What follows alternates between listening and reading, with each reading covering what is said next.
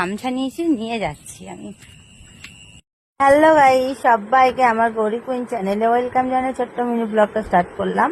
তো তোমরা তো আজকে থাম্বেল দেখে আর টাইটেল দেখে বুঝতেই পেরে গেছো ব্লগটা কি নিয়ে হতে চলেছে। ব্লগটা অনেক হাসির হতে চলেছে আজকে, পুরোটা দেখো, খুব ভালো লাগবে, শান্তি লাগছে। তোমাদের কি বলবো বন্ধুরা, তোমরা তো সবই বোঝো, বলো কিছু করার নেই, কি করবো। আজকে ওর জন্য ঘড়ি কিনেছে আর আমাকে খাওয়াচ্ছে কলা। আমার ভিক্ষার কোনো দরকার নেই।